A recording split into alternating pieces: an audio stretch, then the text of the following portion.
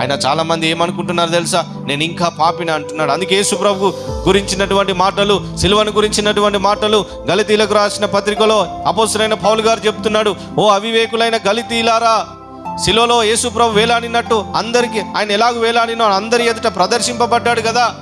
యేసుప్రభు అందరి ఎదుట సిలువలో వేలాడబడ్డాడు కదా, అది అందరూ చూసినారు కదా. అందరి ఎదుట ఆయన ప్రదర్శింపబడలేదా సిలువలో వేలాడినట్టు? ఎందుకు వేలాడినాడు?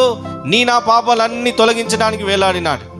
నా పాపాలన్నిటి నుంచి విడిపించడానికి నీకు బదులుగా ఆయన మరణించినాడు. అది అందరూ చూసినారు కదా, మరలా ఎలా నువ్వు పాపి అంటున్నావు అనేటువంటి మాటను గలితీలకు రాసిన పత్రికలో పౌలు గారు చెప్తున్నాడు. ఈరోజు చాలామంది ఏంటంటే యేసుప్రభు నమ్ముకున్నారు, ఆయన ఆరాధన చేస్తున్నారు, కానీ ఇంకా నేను పాపినని చెప్తున్నారు. నువ్వు పాపివి కాదు, దేవుని ద్వారా నీతిమంతునిగా చేయబడినటువంటి వ్యక్తివి నీవు. తెలుసా, దేవుని ఆత్మను పొందుకున్నటువంటి వ్యక్తి నువ్వు. వాగ్దానం చేయబడిన ఆత్మను మనం పొందుకున్న వ్యక్తిగా